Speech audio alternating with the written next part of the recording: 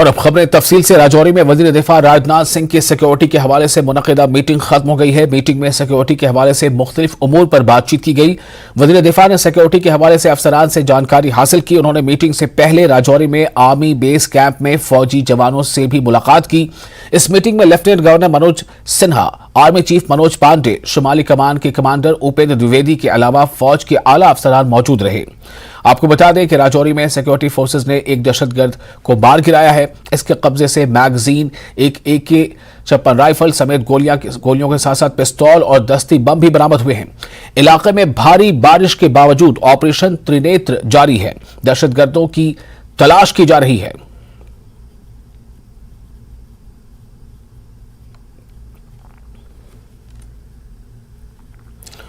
और दिफाई उमूर के माहिर प्रफुल्ल बख्शी ने कहा है कि सरहद पार से दहशतगर्दी जारी है। भारत को हर जगह सरहद पार दहशतगर्दी का सामना है। प्रफुल्ल बख्शी ने कहा कि टेरर फंडिंग रोकना सबसे ज्यादा जरूरी है। प्रफुल्ल बख्शी ने कहा कि भारत दहशतगर्दी के खिलाफ सख्त कार्रवाई करे, जिसके बाद पाकिस्तान और चीन को समझ आ जाएगा और वो पीछे हट जाएंगे। पाकिस्तान हटदर्मी से बाज नहीं आता, वो लगातार स्पॉन्सर्ड करता रहता है। पिछले दिनों पुंछ में हमला हुआ था, अभी इनकाउंटर कल भी इनकाउंटर हुआ, 2 आतंकवादी मारे गए। तो ये तमाम घटनाएं घट रही हैं, लेकिन तो फंडिंग का जो मसला है, खासतौर से कश्मीर में खासतौर से जिस तरीके से देखने में आता है, वो कितना बड़ा इशू है हमारे इस पूरे क्षेत्र के लिए। सारा मामला फंडिंग पे ही है। अगर आप इकोनॉमिक बेनिफिट ऑफ रिलीजन निकाल दीजिए, रिलीजन ही कोलैप्स हो जाएगा। ये सारा नकद पैसे के जोर पे चलता है, सारी की सारी जनताएं। तभी तो देखो सारे रिलीजियस लीडर सबसे अमीर क्यों होते हैं, किसी भी रिलीजन के ले लीजिए। ये रिलीजन संस्थाएं सबसे बड़ी होती हैं, सबसे ज्यादा लैंड होती है, सबसे ज्यादा उनके मनी होता है। तो मनी की फंडिंग बहुत जरूरी है। और मनी का जो मुद्दा है, वो जो अब पैसा उनके पास आ रहा है, वो कई सोर्सेज से आ रहा है। चाहे वो OIC की कंट्रीज दे रही हैं, चाहे अदर इस्लामिक कंट्रीज दे रही हैं। देखिए, इस्लाम की बात करता हूं, Islam by itself is very good, पर जो रेडिकल एलिमेंट ऑफ इस्लाम है, वो सारा का सारा और है बहुत छोटी परसेंटेज, पर वो सारा का सारा ये गेम खराब कर रही है। तो उसके ऊपर नजर उठ रही है, फंडिंग कहां से आ रही है। और फंडिंग के कारण ही टेररिज्म कश्मीर में चल रहा है, फंडिंग के कारण ही टेररिज्म और जगह चल रहा है। अगर फंड्स खत्म हो जाएं तो आप हथियार स्लीपर सेल्स को कहां से पैसा देंगे, उनको कैसे सप्लाई करेंगे, उनको कैसे मेंटेन करेंगे। और सारा लॉजिस्टिक की मेंटेनेंस, आपको गाड़ियां चल रही हैं, ट्रक्स चल रहे हैं, सामान आ रहा है, लोगों को इधर से उधर ले जाया जा रहा है, सबके लिए फंड्स चाहिए होते हैं। और इसलिए फंडिंग को रोकना एक अनिवार्य है। पाकिस्तान के पास यही हो रहा है। और आप शिया कम्युनिटी की बात करें तो ऑब्वियसली सुन्नियों ने मारा होगा, कोई बाहर से अंग्रेज मारने तो नहीं आया होगा उनको। तो ये तो शिया सुन्नी का सबसे पुराना खेल है। और अगर शिया सुन्नी का खेल ना हो तो उसमें दम ही नहीं रह जाता पूरे के पूरे बात में। तो आपको शिया सुन्नी का खेल जारी रखना है। और जारी रखने के लिए जो सत्ता में होते हैं बैठे, वो रिलीजन का सहारा लेते हैं। और रिलीजन का सहारा लेने के लिए आपको एक कम्युनिटी को तगड़ा करना पड़ेगा और दूसरी कम्युनिटी को खत्म करना पड़ेगा, ताकि संघर्ष जारी रहे, लोगों का इंटरेस्ट आप में जारी रहे, वोट मिलता रहे। और फौज जो है वो उसको भी बड़ा फायदा है, वो ये सारा का सारा इंस्टेबिलिटी दिखा के कश्मीर में घुसती है, तभी कश्मीर में वो फंडिंग जा रही है, कश्मीर में टेररिज्म जा रहा है। सो टेररिज्म और फंडिंग टू टेररिज्म, यही दोनों बीमारी का जड़ है। तो आप फंडिंग की जो बात कर रहे हैं, इसी के कारण ये हो रहा है। और जब पाकिस्तान अपनी आग में जल रहा है, भाई अगर उन्होंने ये आग लगाई है कि रेडिकल इस्लाम टेररिज्म के ऊपर इस्लाम को बेस करेंगे, तो वही जो छुरी है जो आपने तैयार की है, तेज की है, वो भी आपको काटेगी। आतंकवाद को, उसके फंडिंग को, उसको खत्म करें, तभी बात बनेगी। तो इसमें मेरे को तो कोई चीज ऐसी समझ नहीं आती कि जिसमें हमको टिप्पणी भी कर सके। ये एब्सोल्युटली क्लियर है और यही होगा। पर क्वेश्चन ये होगा कैसे, तो होगा कि जो करने के तरीकों को आप दूर करने के लिए हमको कई चीजें और देखनी पड़ेंगी। सिर्फ कहने से उनका नहीं हो जाएगा, हमको भी उचित कदम उठाने पड़ेंगे। पाकिस्तान को समझ में आएगा, ये बात समझ में आएगी। देखो, पाकिस्तान को बात समझ में आएगी, तब समझ में आएगी जब पाकिस्तान को पता चलेगा कि भारत ने उचित कदम उठाए हैं। और अगर आप हमसे पूछे उचित कदम क्या है, तो वो भी हम आपको बताते हैं। उचित कदम ये है, पहले आप अपनी अंदर की ऑर्गेनाइजेशन ठीक करिए। आपको कहां से स्लीपर सेल्स किधर हैं, कश्मीर में या साउथ में जिधर भी हैं, उनको आप ठीक करने की कोशिश करिए। आपकी जो सिक्योरिटी एजेंसीज हैं उनको आप तितर बितर मत होने दीजिए, एक कमांड और कंट्रोल के अंडर रखिए, तब आपको पता चल, तब पाकिस्तान को पता चल जाएगा अब इंडिया सीरियस हो गया है। और जब उसको पता चलेगा इंडिया सीरियस हो जाएगा, अपने आप पाकिस्तान की आर्मी पीछे हट जाएगी। जम्मू कश्मीर शिया एसोसिएशन के जनरल सेक्रेटरी व साबिक एमएलए आबिद हुसैन अंसारी ने कहा कि पाकिस्तान में दहशतगर्दी का पाकिस्तान जो अड्डा बन चुका है। आबिद हुसैन अंसारी ने हाल ही में पाकिस्तान में शिया असाज़ा को बेदर्दी से कत्ल करने की सख्त अल्फाज में मजम्मत की है। आबिद अंसारी ने कहा कि पाकिस्तान में आए रोज किसी न किसी मस्जिद में बेकसूर इंसानों का कत्ल किया जाता है। उन्होंने कहा कि दुनिया भर के मुसलमानों को मुत्तहिद होकर पाकिस्तान की मजम्मत करनी चाहिए। में दहशतगर्दी का ताल्लुक है, हमने वक्तन फवक्तन उसकी मजम्मत की है। कुछ दिन पहले जब ये दिलखरा अशवा का रोनुमा हुआ तो मैंने एक ट्वीट किया था जिसमें मैंने ईरान गवर्नमेंट को एक अपील भेजी थी। उनसे कहा था कि आपके सफारती ताल्लुकात पाकिस्तान के साथ अच्छे हैं, अगर ये सफारती सतह पर उनके साथ बात की जाएगी कि ये आए दिन खासकर हर जुमा को किसी मस्जिद में, किसी स्कूल में, किसी इमाम बारगाह में ये जो कत्ल आम हो रहा है, ये जो बेगुनाहों का कत्ल हो रहा है, ये तकफीरी ताकत जो उभर रही है, एतिकादी जो मसलक वाले हैं जिनको एतिकाद अपने पैगंबर और कुरान और सुन्नत पर है, उनका ये फर्ज बनता है कि हर एक जबान होकर इस बर्बरियत का मुंह तोड़ जवाब दें, उसके खिलाफ एहतजाज करें।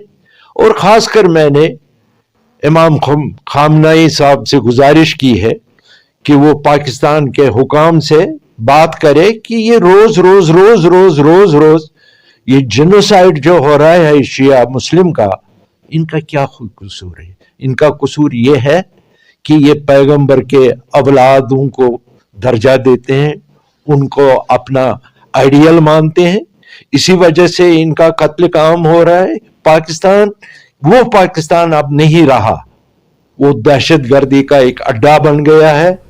तमाम आलम इस्लाम को इसकी मजम्मत करनी चाहिए। और राजौरी में शहीद होने वाले फौजी जवान नीलम सिंह की अखनौर में आखिरी रसूमात अंजाम दी गई।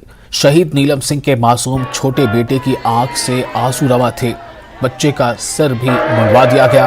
आमतौर पर इस उम्र में लोग ऐसे सच बच्चों से छिपाते हैं, लेकिन शहीद नीलम सिंह के बेटे ने सारी हकीकत समझ ली और वो जानता था कि उसके बाप से कभी अब मुलाकात नहीं होगी। नीलम सिंह के आखिरी सफर में लोगों की बड़ी तादाद ने शिरकत की। लोगों ने बाइक रैली निकाली और नीलम सिंह जिंदाबाद के नारों के साथ उन्हें विदा किया।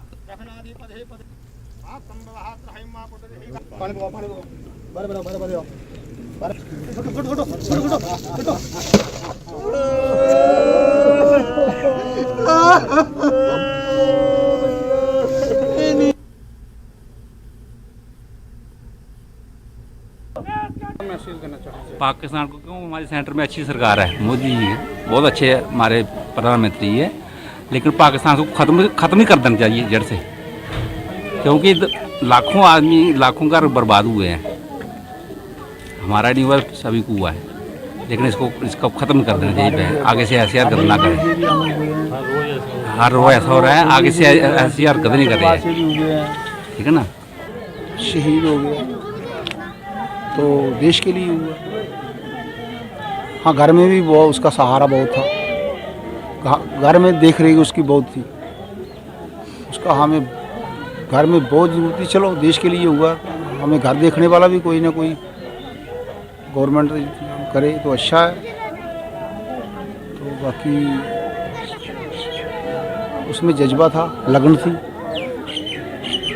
घर में कौन कौन है? घर में 2 भाई हैं जी, इनकी दोनों पत्नी हैं, 2 बच्चे हैं इनके।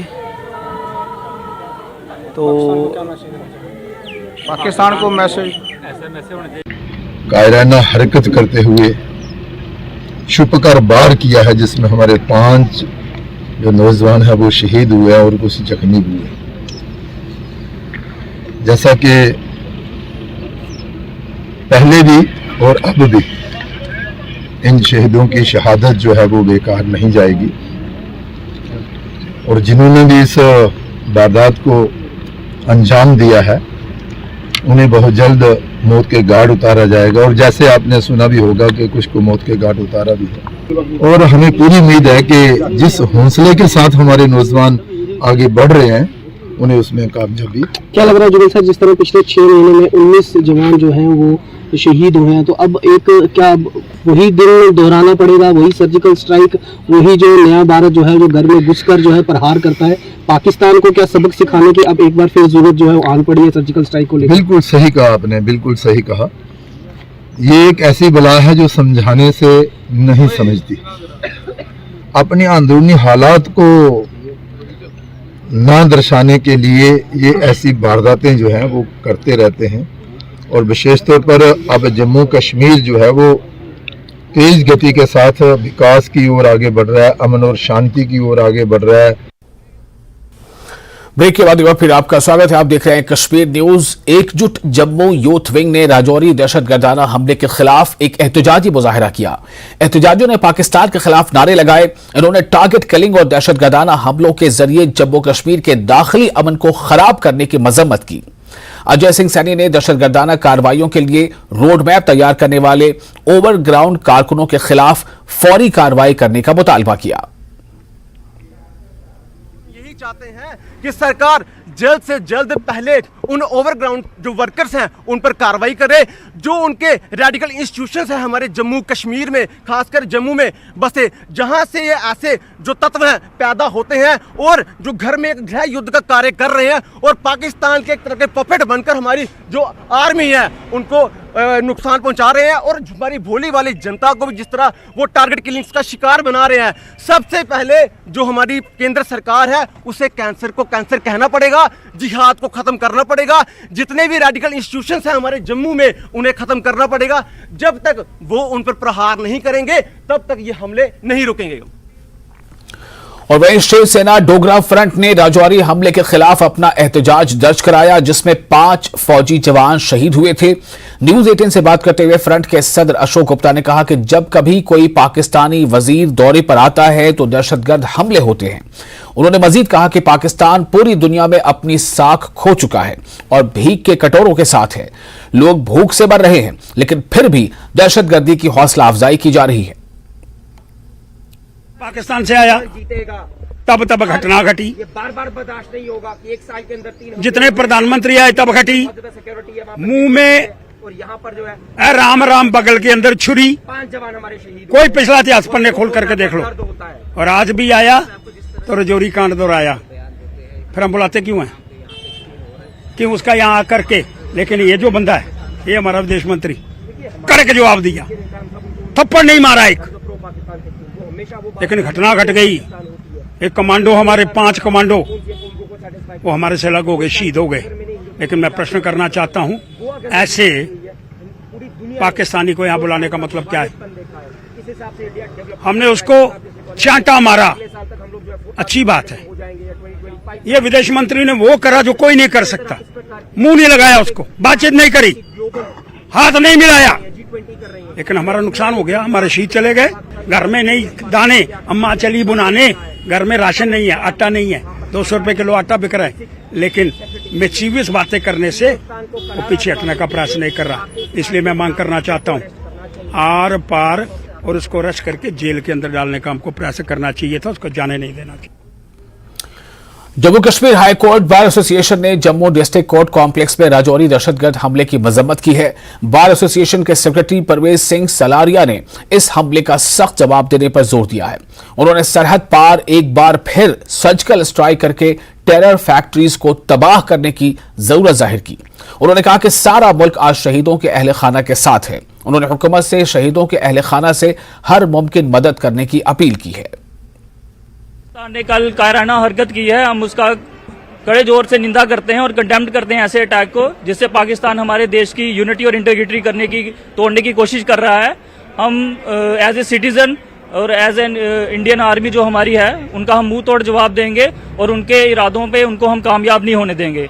हम तो सरकार से ये भी रिक्वेस्ट करेंगे कि इस चीज़ को ख़त्म करने के लिए अगर अब एक और सर्जिकल स्ट्राइक भी करनी पड़े तो वो करे, पूरा देश उनके साथ खड़ा है, हमारी आर्मी उनके साथ खड़ी है। जो लोग शहीद हुए हैं, जो इंडियन सोल्जर शहीद हुए हैं, हमारा पूरा इंडिया उनके फैमिली के साथ कंधे से कंधा मिला के खड़ा है और उनकी शहादत कभी भी वेस्ट नहीं जाएगी। हमें प्राउड है इंडियन आर्मी पे जो पाकिस्तान के इन इरादों को सफल नहीं होने दे रहे हैं। पाकिस्तान की अगर आप अपनी कंडीशन देखोगे इस टाइम पे वो पूरे वर्ल्ड में एक कमज़ोर सी कंट्री बन के रह गया है। अब इसी तरीके से वो अपने जो फ़ायदे हैं वो कामयाब करने की कोशिश कर रहे हैं कि हमारे यहाँ पे क्रॉस बॉर्डर टेररिज्म को भेज के हमारे देश की यूनिटी को तोड़ने की कोशिश कर रहे हैं, बट इस तरीके से हम उनको कामयाब नहीं होने देंगे। श्रीनगर के अली कदर इलाके में एक 55 साला खातून की उस वक्त मौत हो गई जब वो अपने बावर्ची खाने में रखे हुए हीटिंग डिवाइस की वजह से शॉर्ट सर्किट वहां हो गया। शॉर्ट सर्किट की वजह से 3 मंजिला मकान को नुकसान पहुंचा। फायर और इमरजेंसी महकमे के एहलकारों ने भीड़ भाड़ वाले इलाके में आग को फैलने से रोक दिया। पड़ोसियों ने बताया कि खातून जिसकी शनाख्त नफीसा के नाम से हुई है वो घर के किचन के अंदर थी जब हीटिंग डिवाइस में आग लग गई, जिसके नतीजे में खातून की मौके पर ही मौत हो गई।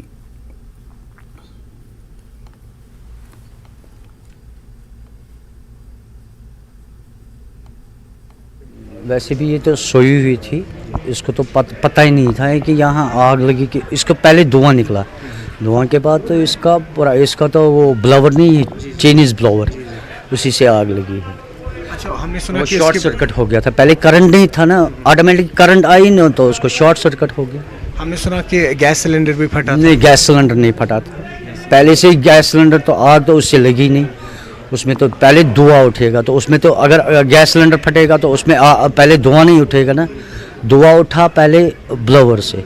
उसके बाद जो बिस्तर उसको लगा हुआ था कम्बल में ही आग पकड़ी। वो वैसे भी वो स्पॉन्ज का कम्बल होता है, वो डबल बेड का, उसी ने आग पकड़ा। वो तो पेट्रोल जैसा है ना कम्बल, उसी ने आग पकड़ी है। आग का हादसा आज कितने बजे पेश आया? ये सुबह मॉर्निंग में पेश आया।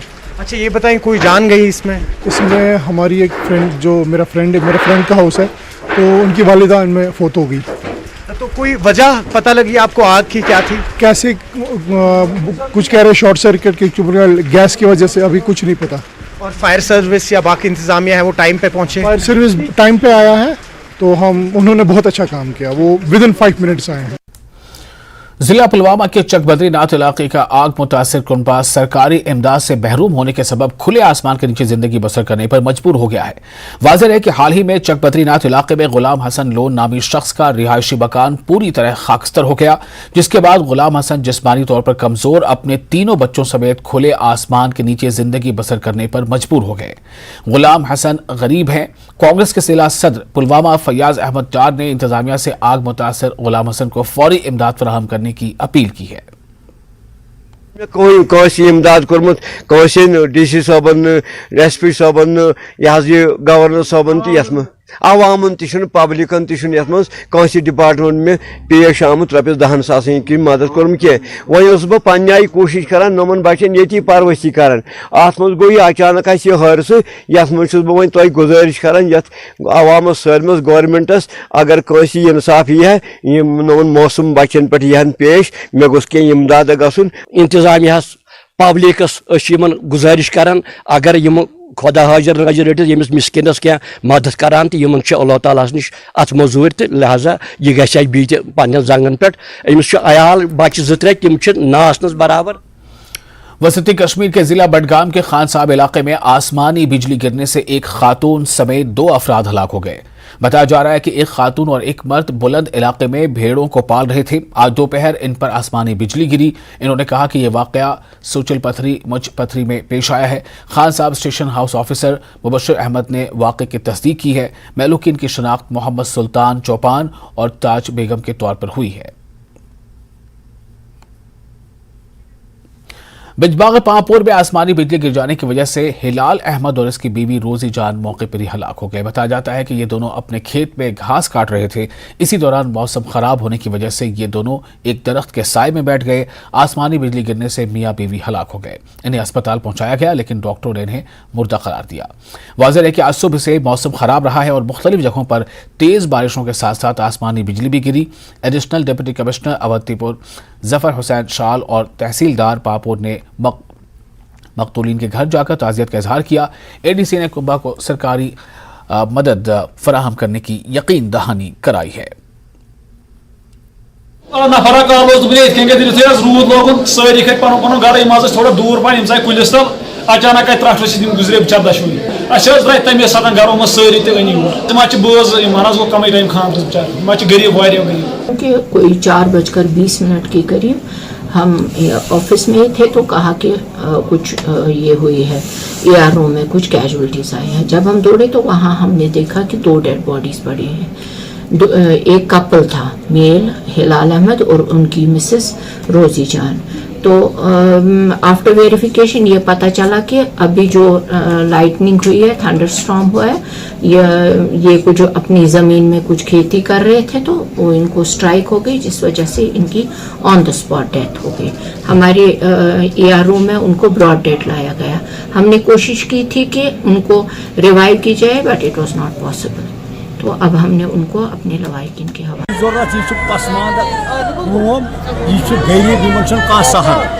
अगर गवर्नमेंटस खुश गम इमदाद कर रोजान सेफ साइड, खनस चनस लायक रोजान, मोल तमिस मर्याद मोज तूत जान वोल बिल्कुल कुन किस्म का बस सान अपील बाकी very poor family and whatever government की तरफ से जो भी मदद उनको करने की ज़रूरत होगी इंशाल्लाह ताला रहमान हम कोशिश करेंगे, हम उनकी मदद करेंगे।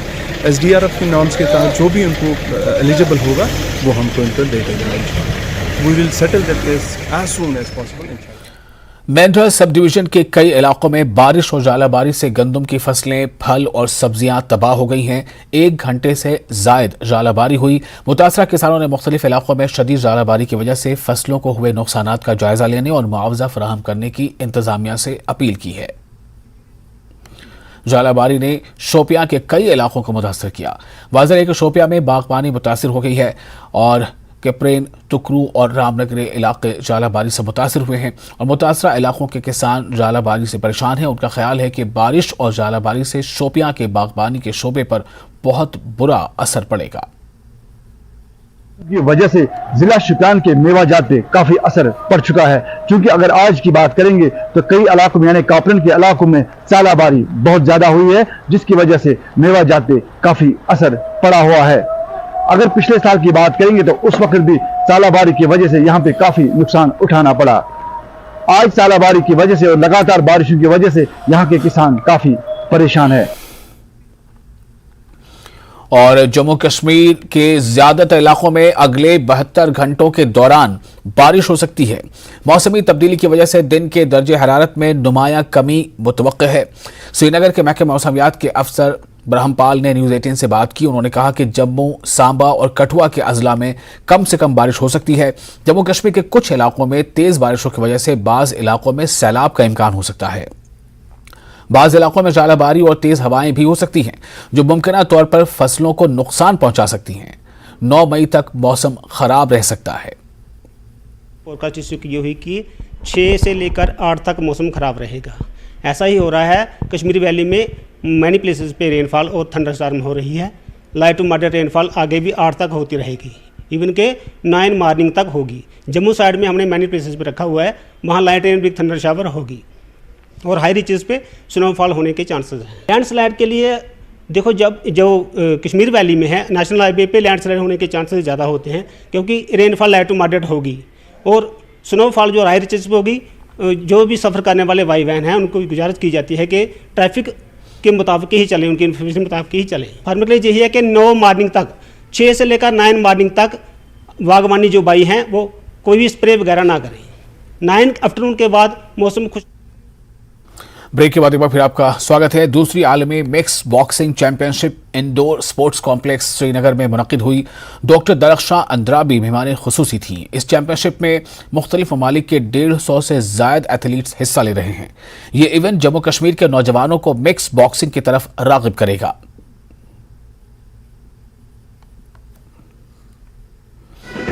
आज जो मिक्स बॉक्सिंग यहाँ पे इंडोर स्टेडियम में है, यहाँ से बच्चे पूरे हिंदुस्तान से आए हुए हैं, केरला, महाराष्ट्र, और जिस तरह से आज हमारे प्राइम मिनिस्टर साहब ने खेल कूद को इतना उत्साह दिया है कि अब लगता है कि हर मैदान में हमारे बच्चे खेल रहे हैं खुशी से, और हमारा इंडिया आज हर जगह पे अपना नाम रोशन कर रहा है। उसी तरह से जहां कश्मीर में पहले बच्चे नहीं आते थे, पहले ज़्यादा इसमें इंटरेस्ट नहीं लेते थे क्योंकि ये माना जाता था वो फील्ड कि भाई खेलने से वक्त ज़ाया होता है, आज ये फील होता है कि हमें जो भी बच्चा आज आप देखेंगे कहीं पे भी गोल्ड, ब्रोंज, सिल्वर जीतता है, उसको कितनी इज्जत मिलती है और किस तरह से प्राइम मिनिस्टर से लेकर उनके स्टेट के सीएम्स, एलजी एडमिनिस्ट्रेशन तक उनको कितना उत्साह मिलता है, उनको कितना कॉन्ग्रेचुलेशंस मिलते हैं। और यही उम्मीद है कि जो प्रधानमंत्री जी ने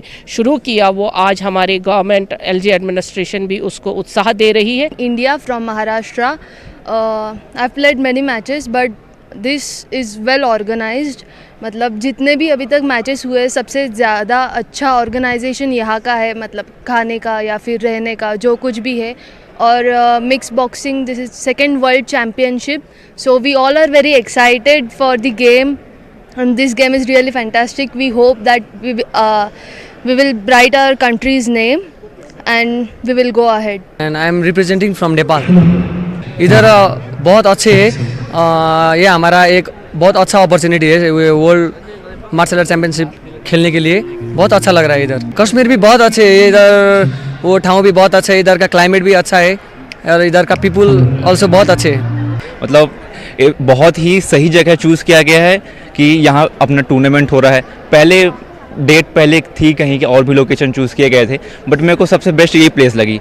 काफ़ी फ्रेश एनवायरनमेंट है और कंपटीशन है यहाँ पर, तो सारा कॉम्पिटिटिव वो लग रहा है, सब में बहुत जोश है खेलने का, तो अच्छा लग रहा है यहाँ पर आके। फ़ायदे की अगर बात करें, देखिए वर्ल्ड मिक्स बॉक्सिंग जो फेडरेशन है ये बिल्कुल ओलंपिक में जाने के लिए तैयार है। सारी तैयारियां इसकी चल रही हैं, गवर्नमेंट में हमारी फाइल लग चुकी है और अलग अलग जगह पे टूर्नामेंट इसलिए ऑर्गेनाइज़ किया जाता है कि जो लोकल भीड़ है वो वहाँ से उस स्पोर्ट्स को कैच कर सके और ज़्यादा से ज़्यादा उनका प्रमोशन हो सके। तो जम्मू कश्मीर में किया गया, इससे पहले ये दूसरी जगह पर था। नेक्स्ट टाइम का हमारा जॉर्डन कंट्री में है।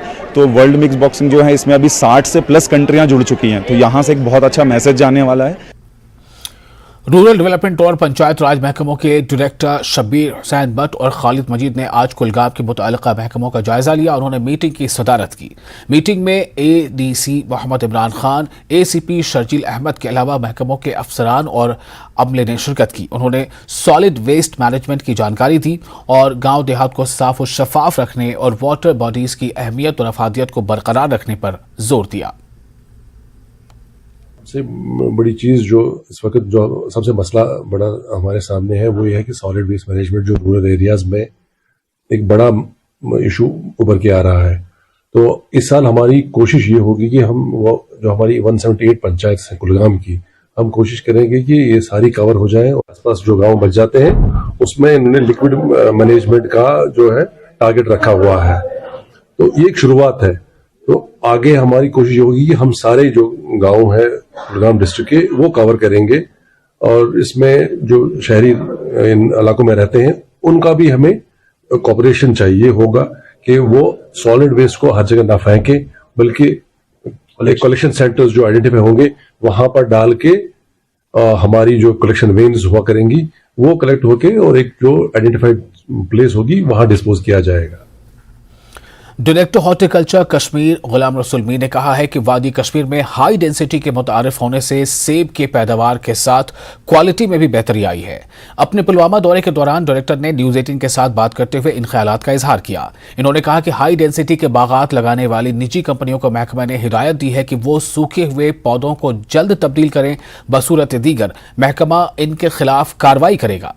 डायरेक्टर ने पुलवामा के मुख्तलिफ इलाकों में निजी कंपनियों की जानिब से कायम किए गए हाई डेंसिटी के बागात का तफसीली जायजा लिया। इस मौके पर डायरेक्टर के हमराह chief horticulture officer Pulwama Javed Ahmad भी थे। याद रहे, पुलवामा के भरपूरा इलाके में हाई डेंसिटी बाग में भारी तादाद में पौधे सूखने की खबर न्यूज़ 18 ने नशर की थी।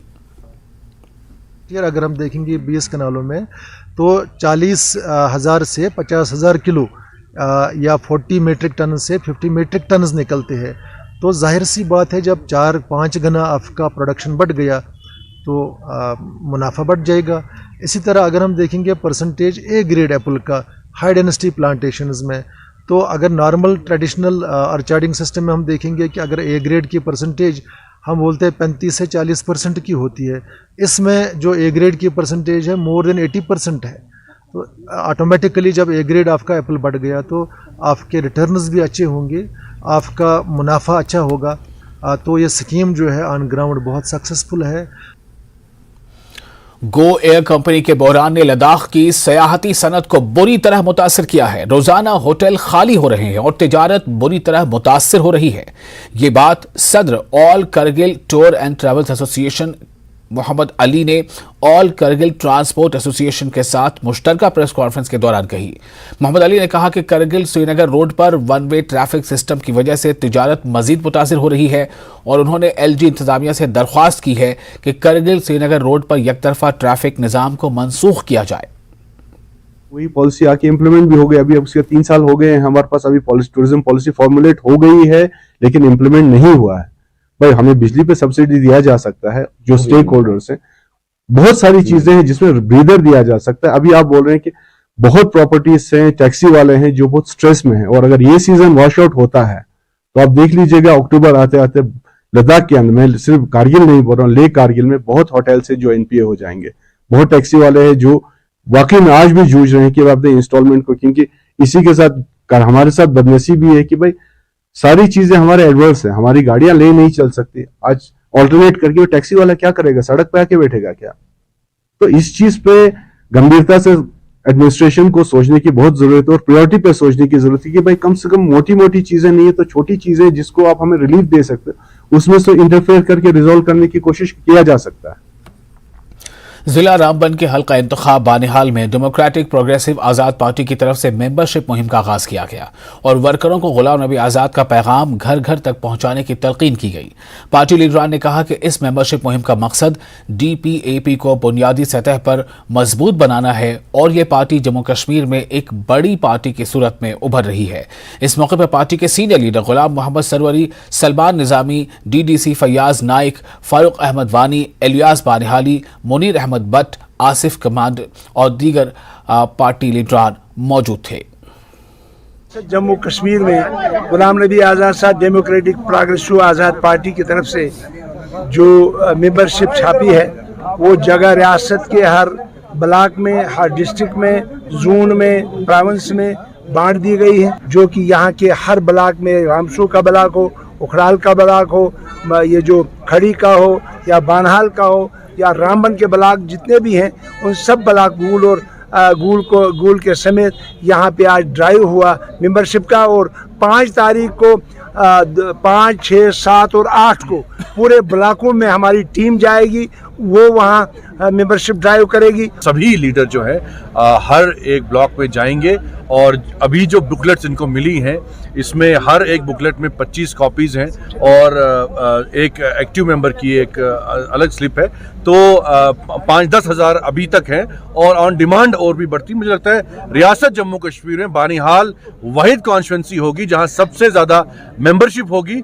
आज़ाद साहब का मकसद यही है कि जम्मू कश्मीर में जो 8 साल से जो जम्मू कश्मीर की आवाम परेशान है, जैसे हमने लैंड एविक्शन ऑर्डर पे जो है चाहे डिस्ट्रिक्ट रामबन हो बाकी जगहों पे प्रोटेस्ट किए, उसके बाद बिल्डोजर रुक गए और अभी भी बानिहाल में कुछ दुकानें जो हैं अस्पताल गली में उनको सीज किया गया है। मैंने परसों भी बात उठाई और हम डिप्टी कमिश्नर साहब से अपील करते हैं कि उनको भी जो है दुकानों को खोला जाए। पीपल्स डेमोक्रेटिक पार्टी यानी PDP ने गटीपुरा शोपिया में एक रोजा यूथ कन्वेंशन का इनेकाद किया। PDP कायदीन ने अपनी तकरीरों में BJP ज़ेर इक़्तिदार मरकजी हुकूमत को गैर जमहूरी तरीके से दफ़ा 370 मनसूख करने पर तनकीद की।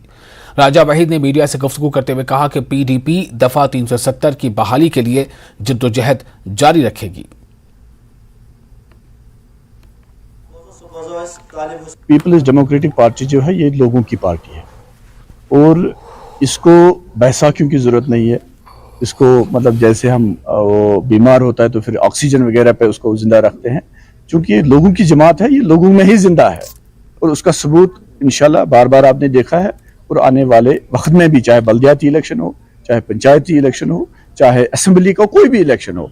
और यहाँ पे मैं एक और भी अर्ज करूँ, न सिर्फ इलेक्शन बल्कि जो भी मामलात हमारे लोगों के दरपेश है हमारे लोगों को, उसमें आप देखेंगे PDP आगे आगे रहेगी और लोगों की तर्जमानी करेगी। इलेक्शन लड़ना, इलेक्शन में कूदना ये ज़रूरी बात है, इसमें ये एक हिस्सा होता है पॉलिटिक्स का और इसमें जाएंगे इंशाल्लाह ज़रूर और कामयाबी हासिल करेंगे। इस इलाके ने हर वक्त PDP की लाज रखी है, PDP के साथ चले हैं, आगे भी चलेंगे। ब्रेक के बाद एक बार फिर आपका स्वागत है। आप देख रहे हैं न्यूज़ 18 JKLH पर Kashmir news. Director school education Jammu Ashok Kumar Sharma ने कहा है कि टीचिंग स्टाफ की ट्रांसफर पॉलिसी तयशुदा कवायद के मुताबिक लागू की जा रही है। जम्मू में मीडिया से बातचीत करते हुए उन्होंने कहा कि तदरीसी अमले के कम अज कम क़याम का तयन तालीमी इदारों की जोग्राफियाई सूरत हाल के मुताबिक किया गया है। उन्होंने वाज़ेह किया कि किसी भी मिड टर्म ट्रांसफर की इजाजत नहीं दी जाएगी, क्योंकि इससे तालीमी इदारों में शेड्यूल में खलल पड़ता है। कुछ टीचिंग स्टाफ की इनके सहूलत के मुताबिक अटैच करने से मुतालिक सवाल के जवाब में डायरेक्टर एजुकेशन ने कहा कि अटैचमेंट के कल्चर की इजाजत नहीं दी जाएगी और असातिज़ा को अपनी तैनाती की जगहों पर खिदमात अंजाम देना होगी। मिनिमम स्टे जो है वो 3 साल रखा गया है, लेकिन जोन 4 और 5 में स्टे को थोड़ा कम किया गया है because they are inaccessible areas. और हार्ड जोन जो जिसको हम जोन 5 कहते हैं, that is the toughest zone, उसमें स्टे का एरिया जस्ट 1 ईयर रखा गया है और जो लोग वहाँ के लोकल हैं और बाहर नहीं आना चाहते हैं वो उनको वहीं पे रखा जाएगा। ऐसा नहीं है कि सबको मास ट्रांसफर्स कर दी जाएंगी, this is not possible to manage. और डिपार्टमेंट का एम भी नहीं है कि हम एजुकेशन को स्टेबलाइज करें, डिस्टेबलाइज करें और टीचर्स को भी डिस्टेबलाइज करें। Depending on the suitability, need और स्टूडेंट्स की एजुकेशन को देखते हुए डिपार्टमेंट्स में ट्रांसफ़र इफेक्ट की जाएंगी। कश्मीर में पैदाइश के वक्त जिनसी तनासुब में नुमाया बेहतरी देखी गई है। कौमी खानदानी और सेहत के सर्वे ने पिछले सर्वे के 901 के मुकाबले में ये तनासुब 976 जाहिर किया है। ये तनासुब कौमी औसत 929 से ज्यादा है। सेहत के आला हुकाम का कहना है कि ये बेहतरी दीगर अवामिल के अलावा बच्चियों के लिए समाजी और खानदगी की स्कीमों का नतीजा है।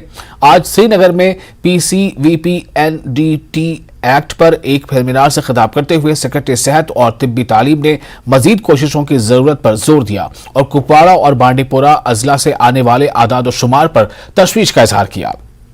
NHM जम्मू कश्मीर की मिशन डायरेक्टर आयुषी सूरन का कहना है कि NHM मुताल्लिका एक्ट को नाफिज करने और सेहत के दीगर इशारियों को बेहतर बनाने में मदद के लिए तमाम तर कोशिशें कर रहा है। CPNAT इज़ वन एस्पेक्ट कि हम जो प्रीनेटल डायग्नोस्टिक सर्विसेज को स्ट्रॉन्ग करें और उसको स्ट्रीमलाइन करें under the purview of the act. But there are several other factors, जैसे आपने पहले कहा कि women empowerment, different programs, therefore there are social factors which relate to this.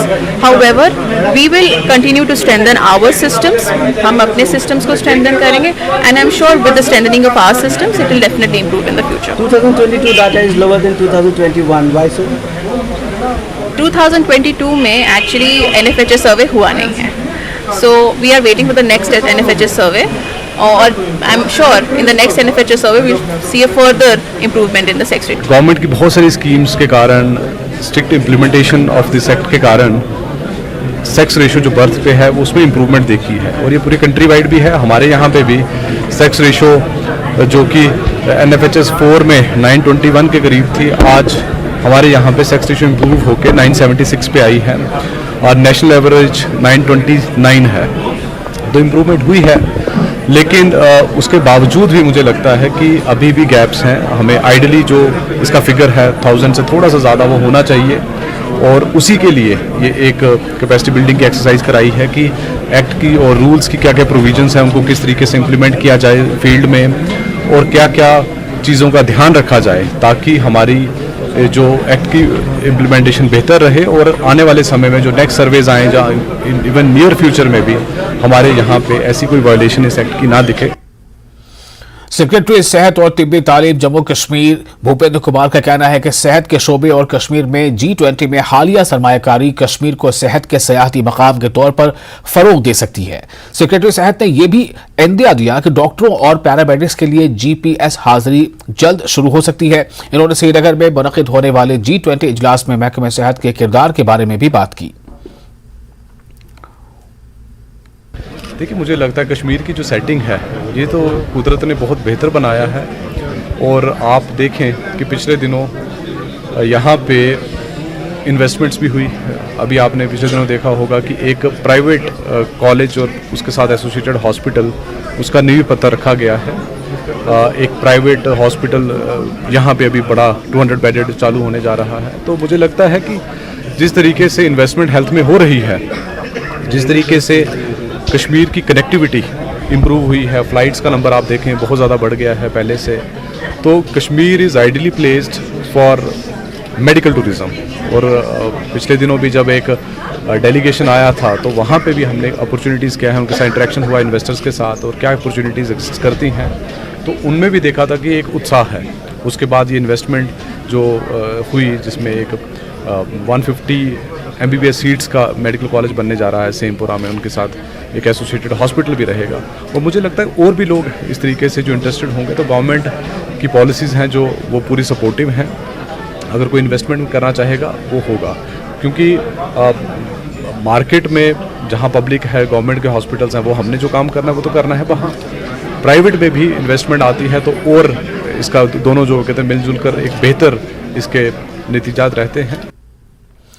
Jammu Kashmir महकमा सियाहत के कमिश्नर सेक्रेटरी सैयद आबिद रशीद का कहना है कि इस साल यूटी में फिल्मी सियाहत को फरोग देने के लिए 300 मकामात का इंतखाब किया गया है। इन्होंने कहा कि G20 की मेज़बानी जम्मू कश्मीर के लिए एक बड़ा बैनुल-अक़वामी इवेंट है।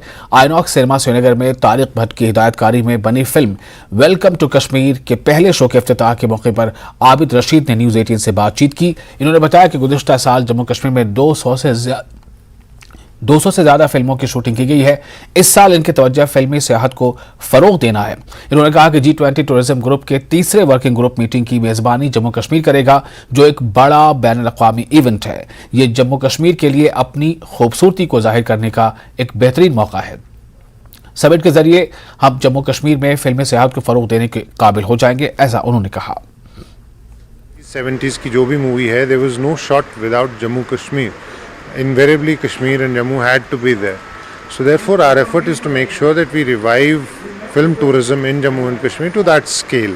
ये आइनॉक्स में ही रिलीज़ हम कर रहे हैं पहले, कि पब्लिक का रिएक्शन देखेंगे कैसा है। ये होगी इंटायर इंडिया में रिलीज़, और इसके बाद हम लंदन में भी रिलीज़ कर रहे हैं और UAE में भी रिलीज़ कर रहे हैं, दुबई में। तो ये मैक्सिमम कंट्री में ये इंटरनेशनल रिलीज़ है। लेकिन क्योंकि हमने पहला एक्सपेरिमेंट किया है, कश्मीरियों के लिए फिल्म बनाई है, कश्मीरी ने बनाई है, तो थोड़ा सा वो रहता ही है कि स्लो जाए। तो पहले हम 26 मई को इसको आइनॉक्स में रिलीज़ कर रहे हैं कश्मीरियों के लिए खासकर, और क्योंकि इसमें कश्मीरी कल्चर को हमने दर्शाया है, वुमेन एम्पावरमेंट की बात की है, ड्रग्स की कश्मीर की। और DPAP के सरबराह गुलाम नबी आज़ाद ने राजौरी हमले पर अपना रद्द-ए-अमल जाहिर किया है। पिछले 5-6 महीनों में ये तीसरी बड़ी घटना राजौरी पुंछ के एरियाज में हुई। एक तो सिविलियन के साथ हुई थी और 2 आर्मी के साथ हो गई, और आर्मी का भी मेरे ख्याल में 3 हफ्ते के अंदर अंदर ये दूसरी घटना हुई है, जिसमें हमारे आर्मी के 10 नौजवान शहीद हो गए 2 घटनाओं में, और पीछे इससे पहले भी 1-2 महीने सिविलियन मारे गए थे। ये इस सेक्टर के लिए आमतौर पर पूरी स्टेट में शांति है, मिलिटेंसी तकरीबन ख़त्म हो गई है, लेकिन ये 2-3 महीने की ये 3 घटनाओं से राजौरी एरिया, जहाँ के जिसको हम बहुत अच्छा एरिया समझते थे क्योंकि फ़ौज की अच्छी प्रेजेंस भी है वहाँ और शांति भी थी चरसे से, ये चिंता का विषय है और मुझे पूरा विश्वास है कि हमारी जो गवर्नमेंट है हमारे देश की और प्रदेश की इस पे ध्यान देंगे ताकि इस तरह की घटनाएं दोबारा न हो। सर जोरीपुर शांत इलाका था, अचानक से यहाँ पर एकदम से मिलिटेंसी की डायवर्जन कितना बड़ा चिंता का विषय है और कितना बड़ा चैलेंज। चिंता का तो मैंने बताया, चिंता का भी है, चैलेंज का भी है। कश्मीर से रुक कर आज इस जम्मू की तरफ मिलिटेंसी ने रुकी है, ये नहीं कह सकते। जम्मू में भी पहले जितना भी हमारा ये चिनाब वैली था और रजौरी पुंछ था, इसमें भी कोई कम मिलिटेंसी नहीं थी। जैसे कश्मीर में थी वैसे ही चिनाब वैली में और पीर पंचाल में मिलिटेंसी थी। लेकिन चूंकि अब कश्मीर और ये चिनाब वैली ये सब शांत हो गया है और अचानक ये एक ही खित्ते में ये 2-3 घटनाएं जो हुई 2 महीने के अंदर अंदर, ये चिंता का विषय है। हैंडीक्राफ्ट्स एंड हैंडलूम्स डिपार्टमेंट अपने हुनरमंद कारीगरों को मार्केटिंग के मुनफरिद तरीके तलाश करा रहा है ताकि कारीगरों को तरक्की दी जा सके। महकमे ने नो योर क्राफ्ट्समैन यानी अपने कारीगरों को जाने प्रोग्राम शुरू किया है, जिसके तहत हर कारीगर को अपना काम दिखाने का मौका फराहम होगा। Divisional commissioner Srinagar V K. Bidhuri ने श्रीनगर के आर्ट एम्पोरियम में प्रोग्राम का इफ्तिताह किया, जिसमें मारूफ फनकारों और इफ्तिखारवानी और शाजिया के काम पेश किए गए थे। वी.के. बिधोरी ने बताया कि दस्तकारी के वसी पहलुओं को अहाता करने के लिए मुस्तक़बिल करीब में मज़ीद नुमाइशें मुनक़्क़िद की जाएंगी। उन्होंने मज़ीद कहा कि इंतज़ामिया G20 की मेज़बानी के लिए पूरी तरह तैयार है और स्मार्ट सिटी पर ज़ेर-ए-इल्तिवा काम भी जल्द मुकम्मल हो जाएगा।